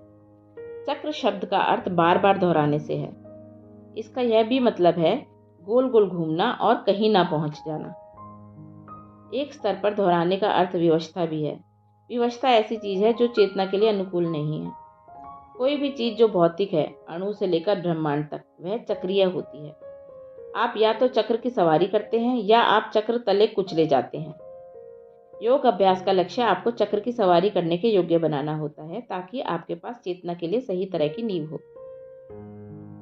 यह याद रखा जाना चाहिए कि चक्रीय गति में चीजों को दोहराने की प्रकृति को हम पारंपरिक रूप से संसार कहते हैं। यह जीवन के सृजन के लिए आवश्यक स्थिरता प्रदान करता है। यदि हर चीज अव्यवस्थित होती तो जीवन का सृजन होना संभव नहीं था। सौर मंडल के लिए और व्यक्ति के लिए भी चक्रीय प्रवृत्ति के बंधे होने से जीवन को एक विशेष स्थिरता और दृढ़ता मिलती है। भौतिक दुनिया की प्रकृति ही चक्रीय है, किंतु एक बार जब जीवन विकास के उस स्तर पर पहुंच गया है जो मनुष्य ने प्राप्त कर लिया है, तो केवल स्थिरता की ही नहीं बल्कि सीमाओं से परे जाने की आकांक्षा होना स्वाभाविक है। अब यह व्यक्ति विशेष पर निर्भर करता है कि वह इस चक्र में फंसा रहे या फिर उन चक्रों का इस्तेमाल भौतिक खुशहाली के लिए करे या पूरी तरह से चक्रीय प्रकृति से परा चला जाए। यदि आप विवशताओं में फंसे हुए हैं तो आप अनुभव करेंगे कि आपके जीवन में हालात, अनुभव, विचार और भावनाएं चक्रों में सामने आएंगी। वे हर 6 महीने या 18 महीने, 3 वर्ष या 6 वर्ष में बार बार आपके सामने आती रहेंगी। पीछे मुड़कर देखने पर इसका एहसास होगा। यदि प्रत्येक 12 वर्षों में ऐसा होता है तो इसका अर्थ है कि आपका सिस्टम ग्रहणशीलता और संतुलन की उच्च अवस्था में है। इस स्थिति को प्राप्त करने के लिए सूर्य नमस्कार एक अहम प्रक्रिया है। प्रारंभिक स्तर पर यह शरीर के लिए एक संपूर्ण व्यायाम है, एक ऐसा व्यायाम जिसे बिना किसी उपकरण के किया जा सकता है, किंतु सबसे बढ़कर यह मनुष्य को अपने जीवन की विवशताओं चक्रों से मुक्त होने में सक्षम बनाने का एक महत्वपूर्ण साधन है। कोई व्यक्ति अपनी आकांक्षाओं के आधार पर इस अभ्यास के कुछ भिन्न रूपों को अपना सकता है। जो व्यक्ति मांसपेशियों की दृढ़ता चाहता है वह सूर्य शक्ति नाम की प्रक्रिया का अभ्यास कर सकता है। यदि सूर्य नमस्कार के अभ्यास से कोई व्यक्ति एक खास स्तर तक स्थिरता और अपनी प्रणाली पर दक्षता प्राप्त कर लेता है तो उसे इससे भी अधिक शक्तिशाली और आध्यात्मिक रूप से महत्वपूर्ण प्रक्रिया से परिचित कराया जा सकता है जिसे सूर्य क्रिया कहते हैं। जबकि सूर्य नमस्कार व्यक्ति के सिस्टम में सूर्य और चंद्र के 2 आयामों को संतुलित करता है, सूर्य क्रिया उसके आगे आध्यात्मिक विकास के लिए इन 2 मौलिक आयामों को जोड़ने का काम करती है। 5 तत्वों की शरारत। जीवन बस 5 तत्वों का खेल है। यहाँ तक कि सांभर बनाने में भी ज़्यादा चीज़ों की ज़रूरत होती है। किंतु योग के अनुसार चाहे वह मानव शरीर हो या पूरा ब्रह्मांड, दोनों ही 5 तत्वों धरती, जल, अग्नि, वायु और आकाश की जादूगरी पर आधारित है। इतनी जटिल संरचना और बस 5 तत्व। कोई आश्चर्य नहीं कि जिन लोगों को आत्मज्ञान मिल गया है उन्हें अक्सर जीवन को ब्रह्मांडीय मजाक कहा है। एक बार आधी रात के बाद ड्राइव करते हुए मैं एक पहाड़ के करीब पहुंचा। जैसे ही मैं उसकी ओर बढ़ने लगा तो मैंने देखा कि लगभग आधा पहाड़ आग की चपेट में था। लेकिन मैं खतरे से भागने वालों में से नहीं हूँ, अतः मैं गाड़ी चलाते हुए आगे बढ़ता रहा। किंतु मैं सावधान था, क्योंकि मैं जानता था कि कार में बेहद ज्वलनशील ईंधन भरा हुआ था और मेरी छोटी सी लड़की पीछे की सीट पर थी। पहाड़ पर धुंध थी और मैं जैसे जैसे आगे बढ़ता गया वैसे वैसे आग थोड़ी और दूर होती हुई लगी। फिर मुझे एहसास हुआ कि यद्यपि नीचे से जब मैंने पहाड़ की ओर देखा था तो मुझे सब कुछ जलता हुआ लग रहा था, किंतु जैसे ही मैं ड्राइव करता हुआ उसके अंदर गया तो वहाँ कुछ भी नहीं था। फिर जब मैं आग की वास्तविक जगह पर पहुंचा तो वहाँ मैंने देखा कि एक ट्रक खराब हो गया था और ड्राइवर और उसके 2 साथियों ने ठंड से बचने के लिए आग जला रखी थी। धुंध चूंकि ओस बनने के स्तर पर पहुंच रही थी, इस कारण हवा में उसके लाखों कण मौजूद थे और सब के सब प्रिज्म का काम कर रहे थे। इस तरह एक मामूली सी आग ने एक भयानक आग होने का इतना जबरदस्त भ्रम पैदा कर दिया था। नीचे से देखकर ऐसा लगा कि पूरे पहाड़ पर आग लगी है। इस घटना ने मुझे अचंभित कर दिया। सृष्टि भी बस ऐसी ही है, अत्यधिक विशाल दिखने वाली। जिन्होंने अपने अंदर गहराई से झांका है वे जानते हैं कि उन्हें उसके विशाल रूप को देखने की आवश्यकता नहीं है। आपके अंदर होने वाली जो 5 तत्वों के खेल की छोटी सी घटना है, उसी का बस एक बड़ा चढ़ा रूप ही यह सारा ब्रह्मांड है। एक संपूर्ण जीवंत मनुष्य बनने के लिए बस इतनी ही आवश्यकता है। हो सकता है कि आपकी इच्छा व्यक्तिगत हो या हो सकता है कि वह सार्वभौमिक हो, किंतु यदि आप इस मानवीय प्रणाली की पूरी क्षमता का अनुभव करना चाहते हैं या आप विशाल ब्रह्मांडीय प्रणाली से एकाकार होना चाहते हैं तो आपको इन 5 तत्वों पर खुद दक्षता पानी होगी। इस महारत के बिना आप ना तो व्यक्ति विशेष होने का सुख जान सकेंगे और ना ही ब्रह्मांड के साथ एकाकार होने का आनंद।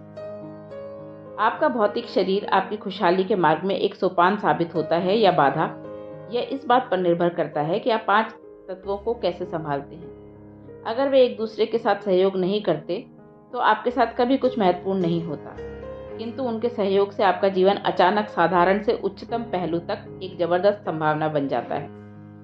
यह शरीर एक द्वार की तरह है। यदि आप सदैव बंद दरवाजों के सामने होते हैं तो आपके लिए दरवाजों का मतलब एक रुकावट है।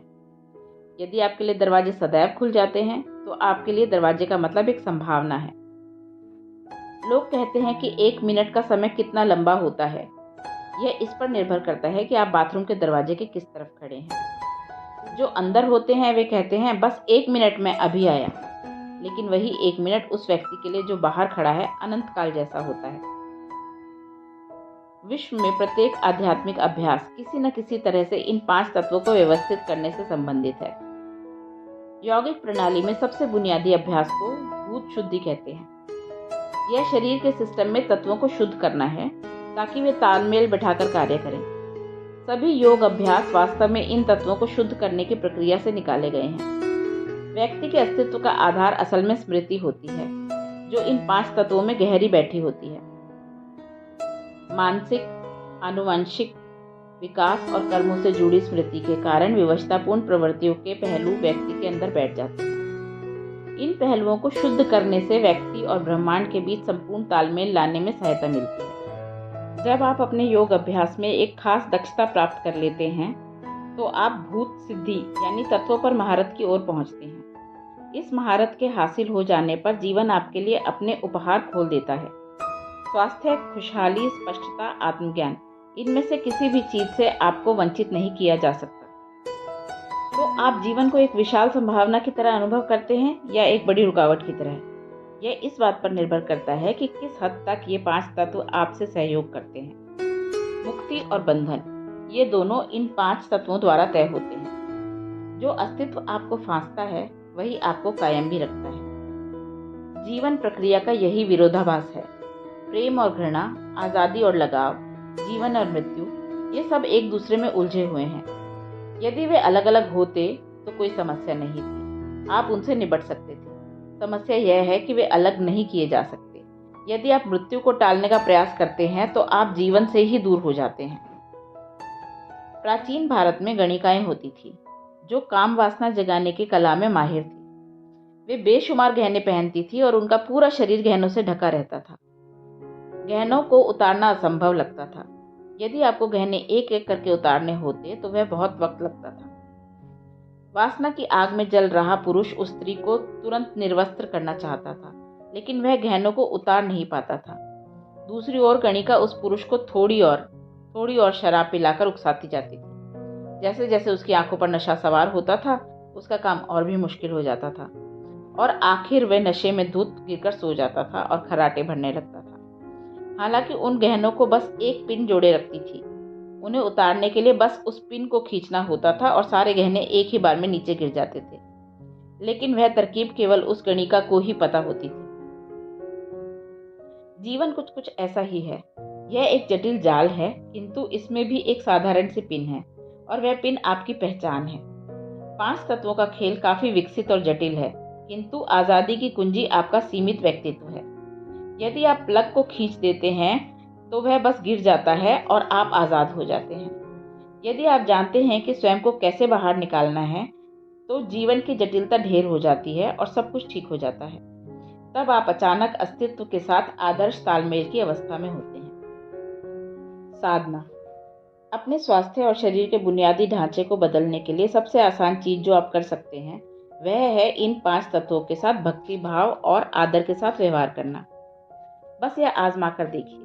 हर बार जब आप इनमें से किसी भी तत्व के साथ सचेतन रूप से संपर्क में हों तो आप उसे उतने ही आदर से देखिए जितना आदर आप उन्हें देते हैं जिन्हें आप अपने जीवन में सर्वोच्च या महानतम मानते हैं। चाहे वे शिव हों या राम, कृष्ण, ईसा या अल्लाह, यहाँ तक कि कार्ल मार्क्स भी। अभी आप एक मनोवैज्ञानिक प्राणी हैं और आपका मन बड़े छोटे की भावना से भरा हुआ है। यह प्रक्रिया बड़े छोटे की भावना को सही कर देगी।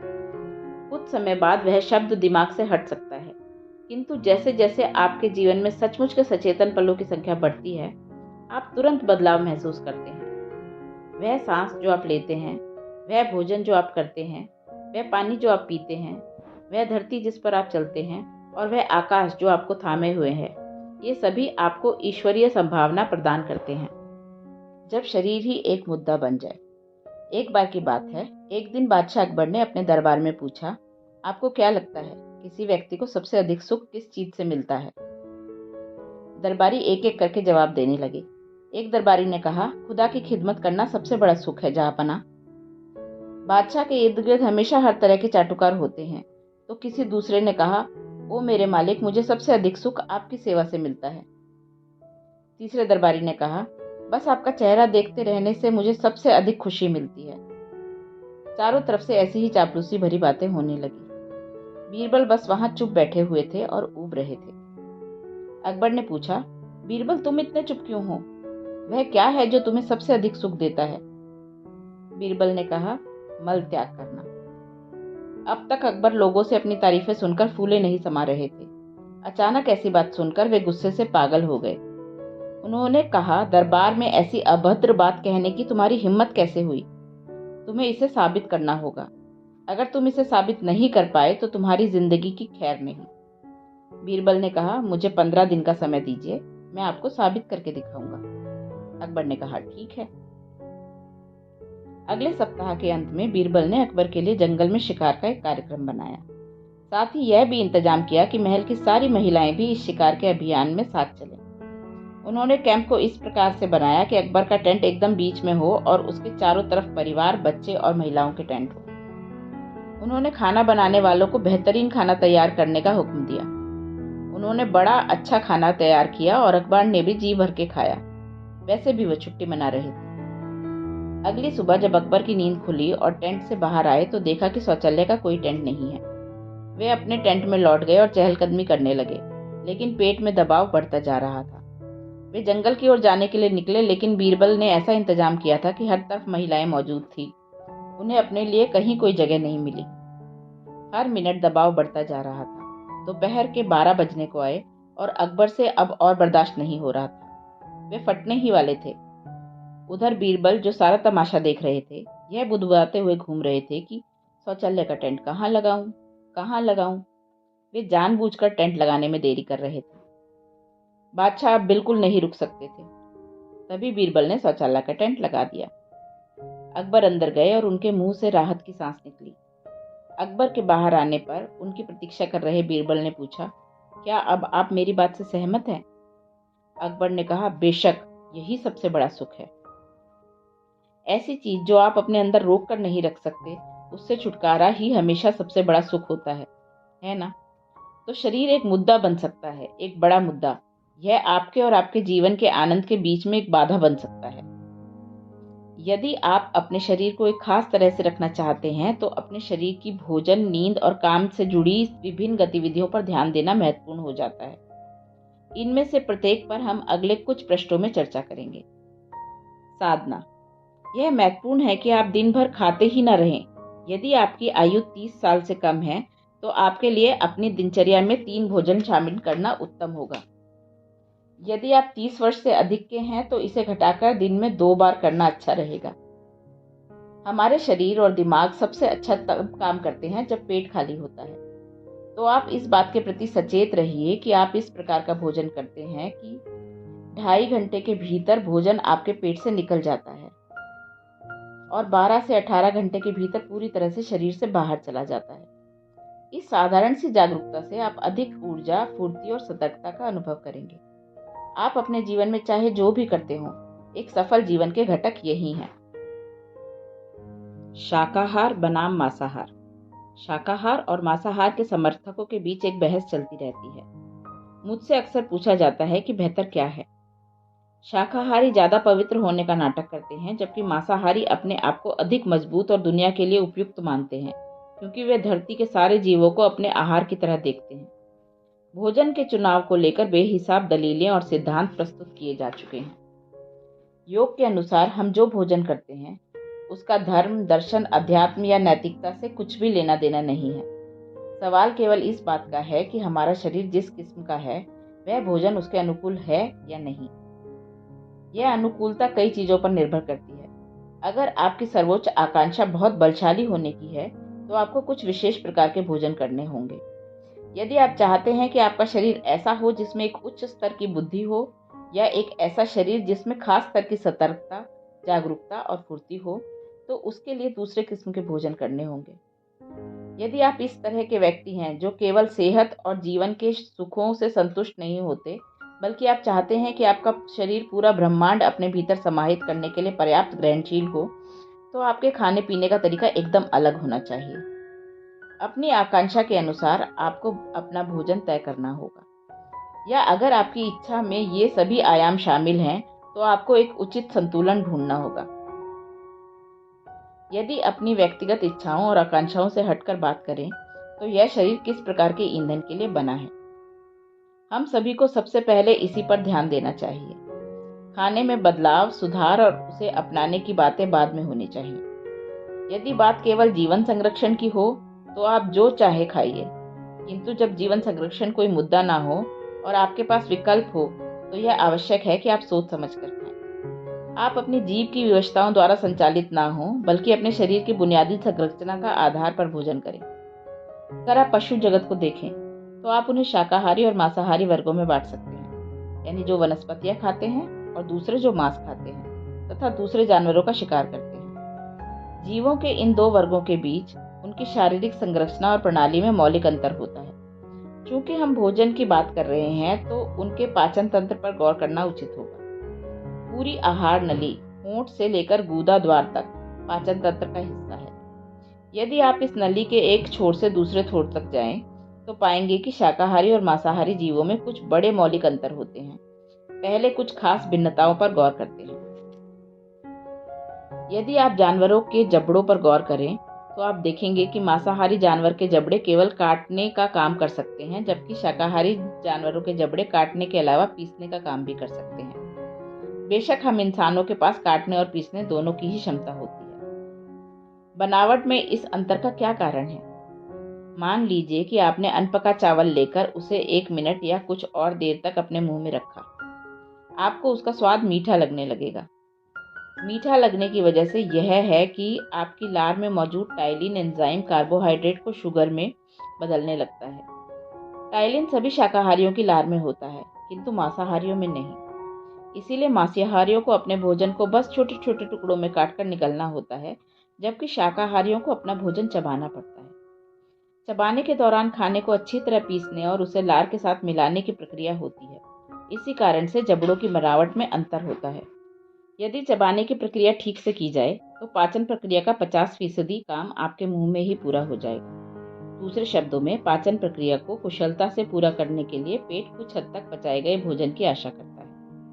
आजकल लोग इतनी जल्दी में होते हैं कि चबाने की प्रक्रिया ठीक तरह से पूरी किए बिना ही भोजन को निगल लेते हैं। तो पेट पर न केवल बिना पचे भोजन का, बल्कि आंशिक रूप से नष्ट हुए भोजन का भी बोझ होता है। आजकल की रसोई में ऐसे स्थान बनने लगे हैं जहां भोजन को बड़ी कुशलता से नष्ट किया जाता है। पकाने की प्रक्रिया में पोषण युक्त और जीवन से भरपूर भोजन के गुणों को चरणबद्ध तरीके से घटाया जाता है। इससे उसके पोषक तत्व कम हो जाते हैं और उसकी प्राण शक्ति घट जाती है। इसके बाद आप अगर आहार नली पर गौर करें तो शाकाहारियों में उसकी लंबाई उसके शरीर की तुलना में 5 से 6 गुना अधिक होती है। मांसाहारियों में यह उनके शरीर के 2 से 3 गुना तक लंबी होती है। सीधे तौर पर कहें तो मांसाहारियों की पाचन नली शाकाहारियों की तुलना में काफी छोटी होती है, और यह अंतर स्पष्ट रूप से संकेत देता है कि इन प्रजातियों को कैसा भोजन करना चाहिए। यदि आप कच्चा मांस खाते हैं तो इसे आपके सिस्टम से बाहर आने में 70 से 72 घंटे लगते हैं। पका हुआ मांस 50 से 52 घंटे, पकी हुई सब्जी 24 से 30 घंटे, कच्ची सब्जी 12 से 15 घंटे और फल 1.5 से 3 घंटे का समय लेगा। यदि आप कच्चे मांस को 70 से 72 घंटे तक बाहर रखें तो वह सड़ जाता है। मांस का एक छोटा टुकड़ा भी आपको घर से बाहर भागने पर मजबूर कर सकता है। गर्मियों में जब तापमान और उमस बहुत ज़्यादा होती है तो सड़न और भी तेजी से होती है। आपका पेट तो हमेशा ही एक उमस भरा स्थान रहता है। वहाँ यदि मांस 72 घंटे तक रह जाए तो वह बहुत अधिक सड़ जाएगा।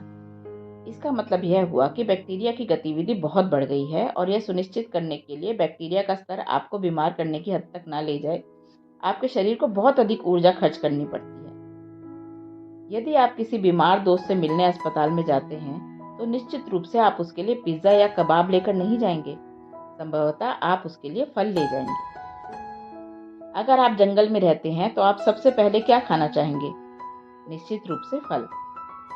उसके बाद कंदमूल, फिर जानवर को मारेंगे, पकाएंगे और फसल उगाएंगे। फल सबसे आसानी से पचने वाला भोजन होता है और यह सभी मनुष्य जानते हैं। अधिकतर मांसाहारी जानवर हर दिन नहीं खाते, दिन में 3 बार तो बिल्कुल ही नहीं। उनको पता है उन्होंने जो खाया है वह बहुत धीरे धीरे उनकी आहार नली से गुजरता है। ऐसा कहा जाता है कि एक बाघ 6 से 8 दिन में एक बार खाता है। वह जब भूखा होता है तभी वह फुर्तीला होता है और शिकार खोजता है। वह एक बार में 25 किलो तक मांस खा जाता है और फिर आमतौर पर सो जाता है या आलस से धीरे धीरे टहलता है। एक नाग एक बार में अपने वजन के 60% के बराबर भोजन खा जाता है और 12 से 15 दिनों में केवल एक बार ही भोजन करता है। मध्य अफ्रीका के पिग्मी पहले हाथियों का शिकार करते थे और उसके अंगों व मांस को कच्चा खा जाते थे और ताजा खून पीते थे। कहा जाता है कि ऐसे भोजन के बाद वे एक बार में लगातार 40 घंटे तक सोते रहते थे। जैसे जैसे जीवन शैलियां बदली और जीवन शहरी व सुस्त होती गई, स्पष्ट होता गया कि लोग जीने का वैसा तरीका कायम नहीं रख सकते।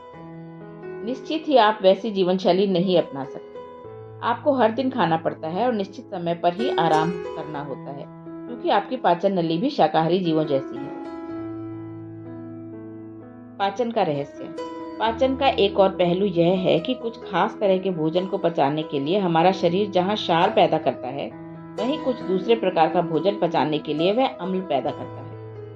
यदि आप कई तरह के भोजन एक साथ कर लेते हैं तो आपका पेट भ्रम में पड़ जाता है और क्षार और अम्ल दोनों पैदा कर देता है। ये दोनों एक दूसरे को निष्क्रिय कर देते हैं। इससे पाचन रसों का लाभ नहीं मिलता। इस कारण भोजन पेट में आवश्यकता से अधिक समय तक बना रहता है और कोशिकाओं का कायाकल्प करने की हमारी क्षमता कमजोर पड़ जाती है। इससे ऊर्जा प्रणाली में जड़ता भी पैदा होती है, जिसे हम तमस कहते हैं। यह लंबे समय तक आपके गुणों पर असर डालती है और न केवल आप जो हैं बल्कि आप जो हो सकते हैं उसे भी प्रभावित करती है। पारंपरिक रूप से दक्षिण भारत में लोग इस बात का खास ध्यान रखते हैं कि कुछ खास व्यंजनों को एक समय में एक साथ ना खाया जाए। किंतु आजकल भोजन को शरीर के स्वास्थ्य की दृष्टि से नहीं देखा जाता, बल्कि यह एक सामाजिक मामला बन गया है। लोगों के लिए बफे भोज में व्यंजनों की संख्या और विविधता अधिक महत्वपूर्ण मानी जाती है, न कि शरीर का पोषण और स्वास्थ्य। प्रश्न यह नहीं है कि क्या ना खाएं, बल्कि यह है कि क्या खाएं और कितनी मात्रा में खाएं। यह नैतिकता का मुद्दा नहीं है, यह जीवन की समझ का मामला है। शहरी जीवन से जूझने के लिए आपको चुस्त दुरुस्त दिमाग की जरूरत पड़ती है। साथ ही शरीर और मन के बीच संतुलन बनाए रखना पड़ता है। और आप में से कुछ की आध्यात्मिक आकांक्षाएं भी हैं, चाहे वे कभी कभार ही क्यों न जगती हों। तो प्रत्येक व्यक्ति को अपने भोजन में संतुलन लाना चाहिए। यह किसी शपथ से नहीं बल्कि निरीक्षण और जागरूकता से किया जाना चाहिए। यह महत्वपूर्ण है कि आप भोजन को लेकर झक्की ना बने। आपको हर वक्त भोजन को लेकर परेशान नहीं होना चाहिए। इस धरती पर हर जीव जानता है कि उसे क्या खाना चाहिए और क्या नहीं। फिर मनुष्य को क्या समस्या है? उसकी समस्या यह है कि भरपूर ध्यान देने की बजाय वह बहुत अधिक जानकारी हासिल कर लेता है। योग विज्ञान वास्तव में मनुष्य की आंतरिकता पर कार्य करता है। मानव तंत्र के विज्ञान की गहन समझ के कारण यह विज्ञान बाद में कई शाखाओं में बंट गया। उनमें से एक है आयुर्वेद पद्धति, जिसकी लोकप्रियता आधुनिक समय में फिर से बढ़ रही है। आयुर शब्द का अर्थ है जीवन काल और वेद का अर्थ है विज्ञान या ज्ञान। तो आयुर्वेद जीवन काल को लंबा करने का विज्ञान है। यह पद्धति स्वास्थ्य प्राप्त करने और मानव तंत्र की गड़बड़ियां ठीक करने के लिए बाहरी वनस्पति जीवन और धरती के तत्वों का इस्तेमाल करती है। इस तरह की ज्ञान प्रणाली का उद्देश्य उन लोगों की सहायता करना था जो अच्छा स्वास्थ्य प्राप्त करने के लिए आवश्यक योग अभ्यास करने में असमर्थ थे। साधना। प्रतिदिन भोजन करने से कुछ मिनट पहले 1 चम्मच देसी घी खाने से आपका पाचन तंत्र कमाल का हो जाता है। अगर आप घी को चीनी के साथ लेते हैं, जैसा कि मिठाई में होता है, तो यह पचकर वसा का रूप ले लेता है। किंतु बिना चीनी के साथ घी का सेवन करने से यह पाचन नली को साफ, चिकना और स्वस्थ रख सकता है। इसके साथ ही मलाशय की सफाई का प्रभाव तुरंत आपकी त्वचा में एक चमक और जीवंतता के रूप में दिखेगा। जो लोग दूध के उत्पादों का सेवन करना पसंद नहीं करते, वे लोग भी इसे आजमा सकते हैं, क्योंकि घी आपके सिस्टम से लगभग बिना पचे ही बाहर निकल जाता है। उपवास का महत्व। यदि आप शरीर के स्वाभाविक चक्र पर गौर करते हैं तो आप पाएंगे कि मनुष्य का शरीर तंत्र 40 से 48 दिनों के एक चक्र से गुजरता है। इस चक्र को मंडल कहते हैं। प्रत्येक चक्र में 3 दिन ऐसे होते हैं जब आपके शरीर को भोजन की आवश्यकता नहीं होती। यदि आप अपने शरीर के काम करने के तरीके के बारे में सचेतन हैं, तो आप इस बात के प्रति जागरूक हो जाएंगे कि किस खास दिन आपके शरीर को भोजन नहीं चाहिए। वह दिन आप बिना किसी प्रयास के भोजन के बिना गुजार सकते हैं। यहाँ तक कि कुत्तों और बिल्लियों को भी यह ज्ञान होता है। किसी खास दिन वे भी भोजन नहीं करते। जिस दिन शरीर कहता है कि आज भोजन नहीं चाहिए, वह दिन सफाई का दिन होता है। क्योंकि अधिकतर लोगों को यह ज्ञान नहीं होता कि किस दिन उन्हें बिना भोजन के रहना है, अतः भारतीय कैलेंडर के अनुसार एकादशी का दिन तय किया गया था। चंद्रमास के 11वें दिन को एकादशी कहते हैं और यह हर 14 दिनों में एक बार आता है। पारंपरिक तौर पर इस दिन को उपवास का दिन माना गया है। ऐसे लोग जो मेहनत का काम करते हैं और भोजन के बिना नहीं रह सकते, या वे लोग जिनके पास इसे सहारा देने के लिए उपयुक्त आध्यात्मिक अभ्यास नहीं है, वे फलाहार कर सकते हैं। यदि आप अपने शरीर और मन को पर्याप्त तैयार किए बिना जबरदस्ती उपवास करते हैं, तो आप अपने स्वास्थ्य को केवल हानि ही पहुंचाएंगे। किंतु यदि आवश्यक अभ्यास से आपका शरीर, मन और ऊर्जा ठीक से तैयार है, तो उपवास करना आपके लिए काफी लाभदायक हो सकता है। ऐसे लोग जो अक्सर चाय कॉफी पीने के आदी होते हैं, उनके लिए उपवास बहुत कठिन हो सकता है। इसीलिए उपवास से पहले अपने शरीर को सही प्रकार का भोजन देकर तैयार करना आवश्यक है। विशेषकर अधिक पानी धारण करने वाले खाद्य पदार्थ जैसे फल और सब्जियां। हो सकता है कि हर किसी के लिए उपवास करना अच्छी चीज ना हो, किंतु यदि इसे समझ के साथ किया जाए तो इसके कई लाभ हैं। योग का पूरा उद्देश्य और प्रयास भौतिक शरीर के सुरक्षा कवच को एक विशाल संवेदी शरीर के लिए खोलना है। उपवास के पीछे यह तर्क दिया जाता है, यह बिना कुछ खाए स्वयं को पोषित करने का एक तरीका है। आजकल इसे विष मुक्त करने की प्रक्रिया की तरह लिया जा सकता है, किंतु आंतरिक मूल कारण वही है। इसी कारण इस दुनिया में प्रत्येक आध्यात्मिक परंपरा ने अपने अनुयायियों के लिए उपवास के कुछ दिन निर्धारित किए हैं। योग की परंपरा में उपवास का दिन चंद्रमा के चक्र पर निर्धारित किया गया है। ऐसा इसीलिए है क्योंकि पानी, हवा और सूर्य की रोशनी से ऊर्जा को आत्मसात करने की आपकी क्षमता चंद्र चक्र के कुछ खास दिनों में अधिक होती है। कुछ धर्मों में उपवास के दिन घोर ग्रीष्म ऋतु में निर्धारित किए गए थे, जब मनुष्य द्वारा पानी की खपत और सूर्य की तेजी स्वाभाविक रूप से अधिक होती है। मेरी परदादी को, जो एक शानदार वृद्ध महिला थी, जो लोग अच्छे से नहीं जानते थे उन्हें सनकी समझते थे, परदादी अक्सर अपना खाना चींटियों और गौरैयों को खिला देती थी। ऐसा करते वक्त उनकी आंखों से आनंद के आंसू चेहरे पर बहते रहते थे। उनके आसपास के लोग उनसे कहते थे, दादी आप खुद क्यों नहीं खाती? उनका उत्तर होता था, मेरा पेट भर गया। किंतु उनको सलाह देने वाले वे सब लोग उनसे काफी पहले ही गुजर गए। उन्होंने 113 वर्ष की अविश्वसनीय आयु तक जीवित रहकर शरीर त्यागा। मेरी माँ भी ऐसा किया करती थी। हर दिन नाश्ता करने से पहले वे एक मुट्ठी नाश्ता लेकर चींटियों को खिलाने के लिए उन्हें खोजती थी। उसके बाद ही वे नाश्ता करती थी। कई परिवारों की महिलाओं के बीच ऐसी परंपरा कायम है। चींटी आपके आसपास की सबसे छोटी जीव है। अक्सर लोग उसे नगण्य समझते हैं, तो इसी कारण से आप चींटी को पहले खिलाते हैं। आप किन्हीं देवताओं और दिव्यलोक के दूसरे प्राणियों को अर्पण नहीं करते, बल्कि चींटियों को करते हैं। यह धरती उनकी भी उतनी ही है जितनी आपकी है। आप यह समझते हैं कि इस धरती पर हर प्राणी को जीने का उतना ही अधिकार है जितना आपका है। यह जागरूकता चेतना के साथ विकास के लिए एक अनुकूल वातावरण बनाने में मानसिक और भौतिक रूप से सहायता कर सकती है। इस तरह का बस एक छोटा सा कार्य आपको आपके शरीर की पहचान से थोड़ा अलग करता है। जैसे जैसे आपकी शरीर से पहचान ढीली होती है, आपके अस्तित्व के दूसरे आयामों के बारे में आपकी जागरूकता स्वाभाविक रूप से बढ़ जाती है। आप जब बहुत भूखे होते हैं तब आपके शरीर को बस भोजन ही सूझता है। उस समय केवल 2 मिनट तक रुकिए, आपको समझ में आएगा कि इससे एक बहुत बड़ा अंतर पड़ता है। आपको जब बहुत भूख लगी होती है तब आप बस एक शरीर होते हैं। उसे थोड़ा अंतराल दीजिए और आप अचानक महसूस करेंगे कि आप बस एक शरीर नहीं हैं। गौतम बुद्ध ने तो इस हद तक कह दिया था, आपको जब भोजन की सबसे अधिक जरूरत हो तब आप अपना भोजन किसी दूसरे को दे दीजिए और आप मजबूत हो जाएंगे। मैं आपके लिए उतना आगे नहीं जा रहा हूँ, मैं केवल इतना कह रहा हूँ कि बस कुछ मिनट रुकिए, यह निश्चित ही आपको शक्तिशाली बना देगा। अगर भोजन आपकी बहुत बड़ी विवशता है तो अच्छा होगा कि आप चेतनापूर्वक एक समय का भोजन छोड़ दें। ऐसा करके देखिए, जिस दिन आप बहुत भूखे हों और आपकी पसंद के व्यंजन बन रहे हों तो उस समय का भोजन छोड़ने की कोशिश कीजिए। यह खुद को यातना देने के लिए नहीं है, बल्कि यह बस उस यातना ग्रह से मुक्त होने के लिए है जो आपका शरीर बड़ी आसानी से बन सकता है। आप कैसा भोजन करते हैं, कितना भोजन करते हैं और कैसे भोजन करते हैं, इसे एक विवशतापूर्ण व्यवहार से एक चेतनापूर्ण प्रक्रिया में बदलना, यही उपवास का सार है। साधना, बस इसे आजमा कर देखिए। आज से 25% प्राकृतिक, अनपका या सजीव भोजन, फल और सब्जी लेना शुरू कीजिए और धीरे धीरे करीब 4 से 5 दिन में उसे 100% तक ले जाइए। उस पर 1-2 दिन तक कायम रहिए और फिर धीरे धीरे 10% की दर से कम करते जाइए। अगले 5 दिन में आप 50% प्राकृतिक भोजन और 50% पके भोजन पर पहुंच जाएंगे।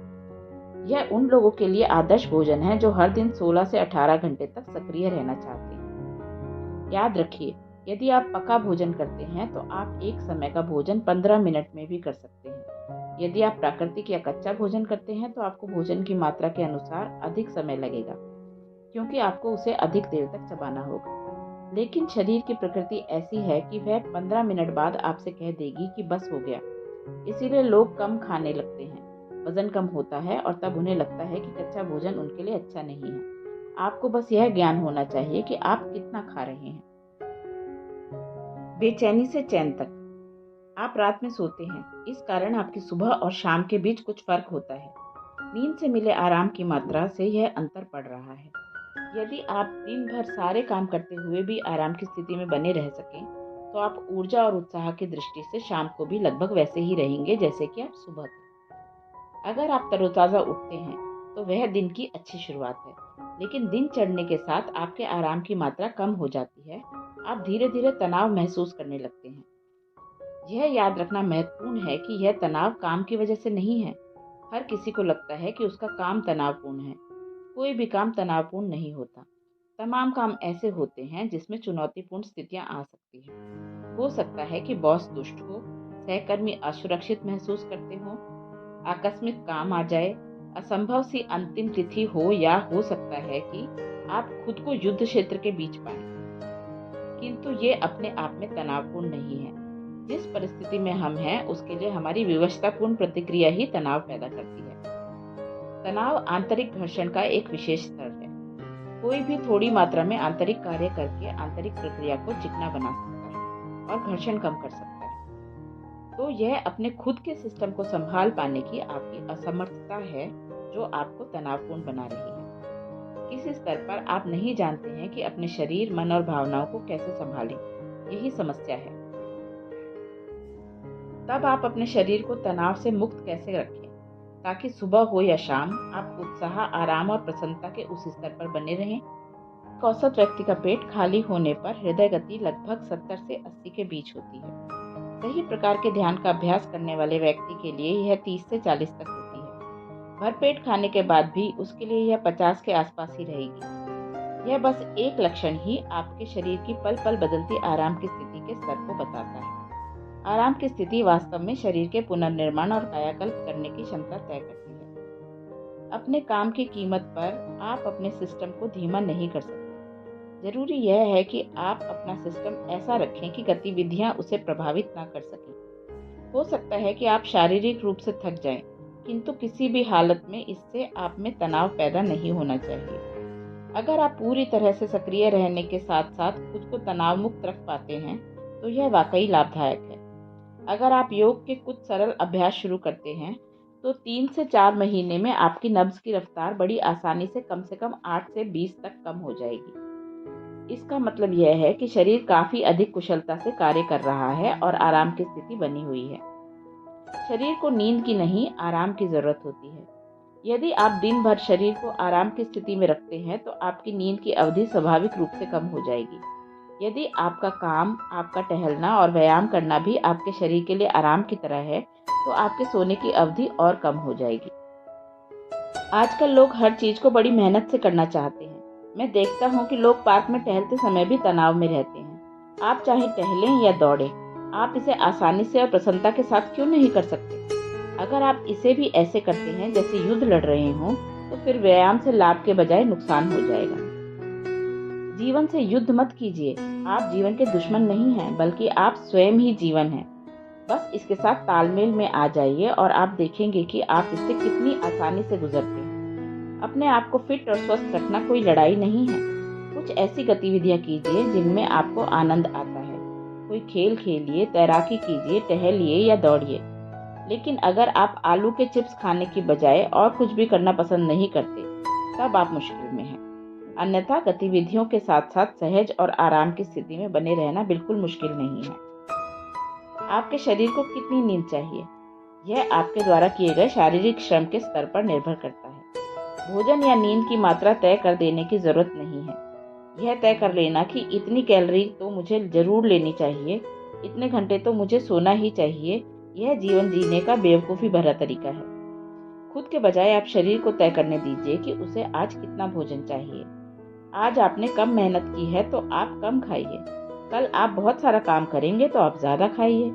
यदि नींद के साथ भी आपको पर्याप्त आराम महसूस हो तब आप जाग जाइए। जिस पल शरीर को पूरा आराम मिल जाता है वह जाग जाएगा, चाहे वह सुबह के 3 बजे हो या 4 या 8 बजे हो।